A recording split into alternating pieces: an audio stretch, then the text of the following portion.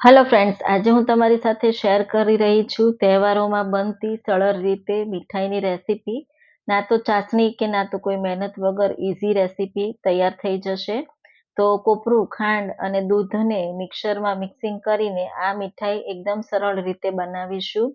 તો બજાર કરતાં પણ એકદમ સોફ્ટ અને મોઢામાં મૂકતા જ ઓગળી જાય એવી આપણે આજે મીઠાઈ રેડી કરીશું. તો હું આ મીઠાઈ તહેવારોમાં તમે ઘરે બનાવીને ખાઈ શકો છો.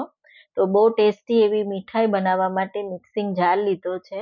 એમાં આપણે 2 વાટકી જેટલું આપણે કોપરાનું છીણ, તો મેં અહીંયા ડ્રાય છીણ લીધું છે. તમે લીલા નાળિયેરનું છીણ પણ લઈ શકો છો અથવા મોટું છીણ પણ લઈ શકો છો. 1 વાટકી આપણે ખાંડ ઉમેરી દઈશું અને 1 વાટકી આપણે દૂધ ઉમેરીશું. અડધી વાટકી આપણે ઘરની ફ્રેશ મલાઈ લેવાની છે, એ ઉમેરી દઈશું. તો ફ્રેશ મલાઈ જ મીઠાઈમાં વાપરવાની, જેથી મીઠાઈ લાંબો સમય સુધી તમે સ્ટોર કરી શકો. તો આ બધી જ સામગ્રીઓ બધાના જ ઘરમાં હોય છે, તો એકદમ સારી રીતે આ મીઠાઈ ઓછા ખર્ચમાં બનીને રેડી થઈ જાય છે. તો હવે આપણે આ બધું મિક્સિંગમાં મિક્સ કરી લીધું, તો તમે જોઈ શકો છો. તો આ રીતે તમે કોપરાનું છીણ એકદમ સારું એવું ઝીણું અને સોફ્ટ એવું પીસાઈ ગયું છે. હવે કઢાઈ લઈશું. તો આપણે પહેલાં ઘરે જ માવો રેડી કરવાનો છે. તો 1 ચમચી જેટલું ઘી ઉમેરી દઈશું. સાથે 4 ચમચી જેટલું એટલે કે 1/4 કપ જેટલું આપણે દૂધ ઉમેરી દઈશું. તો દૂધ રૂમ ટેમ્પરેચર વાળું લેવાનું.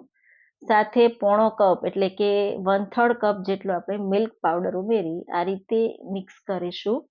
તો ગેસની ફ્લેમ મીડિયમ ટુ લો સાઈડ જ રાખવાની અને એકદમ સારી રીતે બધું મિક્સ કરતા જવાનું. તો જેમ જેમ મિલ્ક પાવડર કૂક થશે તેમ તેની કન્સિસ્ટન્સી થીક થવા લાગશે. તો તમે જોઈ શકો છો આ રીતે જેમ જેમ તમે કૂક કરશો એમ માવો રેડી થતો જશે. તો બહુ ઓછા ખર્ચમાં આ માવો બનીને રેડી થઈ જાય છે અને બજારમાં વાસી માવો મળતો હોય છે અને ભેળસેળવાળો માવો મળતો હોય છે. તો પ્રિફર જ છે કે આ તમે ઘરે બનાવીને કરશો તો મીઠાઈ તમારી લાંબો સમય સુધી રહેશે. તો તમે જોઈ શકો છો પેનની સપાટી છોડવા લાગ્યું, માવો રેડી થઈ ગયો. તો લગભગ 5 જ મિનિટનો સમય લાગ્યો છે. માવો રેડી કરી લીધો છે. તો એક પ્લેટમાં આપણે ઠંડો કરવા માટે મૂકી દઈશું. તો એ ઠંડો થાય એટલે આપણે હવે કોપરાનું છીણને આપણે શેકી લઈશું. તો જે મિક્સિંગ જારમાં ગ્રાઇન્ડ કર્યું હતું એ પેનમાં ઉમેરી દઈશું. તો ખાસ તમારે જાડા તળિયાવાળી જ પેનનો ઉપયોગ કરવાનો. તો આ રીતે સતત હલાવતા જઈ કૂક કરવાનું છે. તો ગેસની flame medium two high side રાખીને જ કૂક કરવાનું. તો સતત આ રીતે હલાવશું એટલે કોપરામાંથી જે મોઇસ્ચર હોય એ થોડું સુકાવા લાગશે અને આ મિશ્રણ થોડું ઘટ થવા લાગશે. તો તમે જોઈ શકો છો લગભગ 8 થી 10 મિનિટ જેવું લાગશે. તો આ રીતે કૂક કરવાનું અને તમે જોઈ શકો છો આ મિશ્રણ થોડું ઘટ થઈ ગયું અને પેનની સપાટી છોડવા લાગ્યું. તો આ કન્સિસ્ટન્સીમાં આવે ત્યારે આપણે 1 નાની ચમચી જેટલો ફ્લેવર માટે ઇલાયચી પાવડર ઉમેરી દઈશું. સાથે 1 મોટી ચમચી ઘી ઉમેરી દઈશું. તો ઘી ઉમેરવાથી મીઠાઈમાં શાઇનિંગ આવે છે અને મીઠાઈ એકદમ સોફ્ટ એવી બને છે. એકદમ સારી રીતે આપણે મિક્સ કરી લઈશું. તો આ રીતે તમે જોઈ શકો છો. મિક્સ થઈ જાય એટલે હવે એમાં આપણે માવો ઉમેરી દઈશું. તો એકદમ સારી રીતે બધું મિક્સ કરવાનું. તો આ રીતે સતત હલાવી અને મિક્સ કરી દેવાનું અને એકદમ સારું એવું આ મિશ્રણ ઘટ થઈ જશે.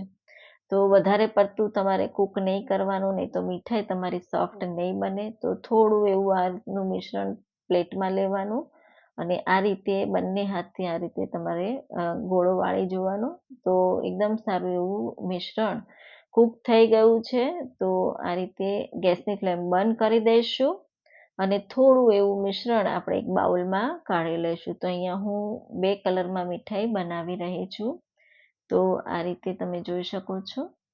હવે બાકીનું મિશ્રણ આપણે પ્લેટમાં ઉમેરવાનું છે અને આ જે મિશ્રણ છે એમાં આપણે ફૂડ કલર યલો કલર ઉમેરી દઈશું. તમારે ગ્રીન કલર કે પછી કોઈ પિંક કલર ઉમેરવો હોય તો તમે એ પણ ઉમેરી શકો છો અથવા કેસરવાળું દૂધ પણ તમે લઈ શકો છો. તો આ રીતે એકદમ સારી રીતે મિક્સ કરી લીધું. તો યલો કલરનું મિશ્રણ રેડી થઈ ગયું. હવે અહીંયા આપણે એક પ્લેટમાં ઉમેરી દઈશું બાકીનું મિશ્રણ. તો મેં અહીંયા બટર પેપર લગાવી દીધું છે જેથી મીઠાઈ એકદમ સારી રીતે ડિમોલ્ડ થઈ જાય.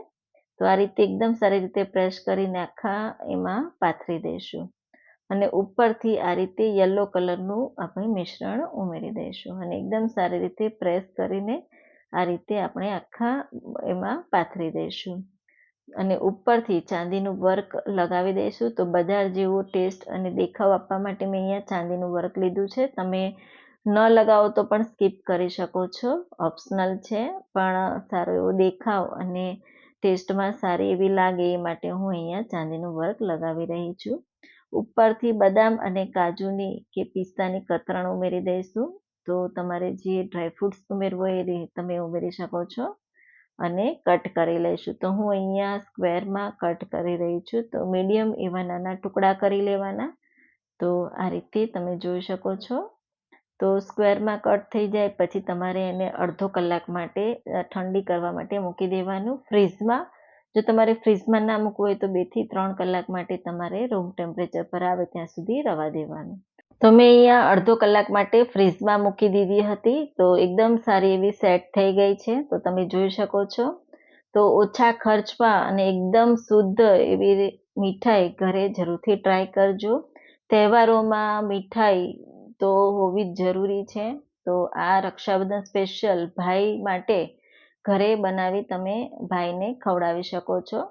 તો જરૂરથી ટ્રાય કરજો, બધાને બહુ જ ભાવશે અને તમે જોઈ શકો છો અંદરથી પણ એટલી સોફ્ટ અને મોઢામાં મૂકતા જ ઓગળી જાય એવી આ રેસીપી બનીને તૈયાર થઈ છે. તો આ રેસીપી ગમી હોય તો લાઈક કરજો, શેર કરજો, સબસ્ક્રાઈબ કરજો અને બાજુમાં આપેલ બેલ બટન ક્લિક કરજો જેથી નવી નવી રેસીપીના નોટિફિકેશન આવે.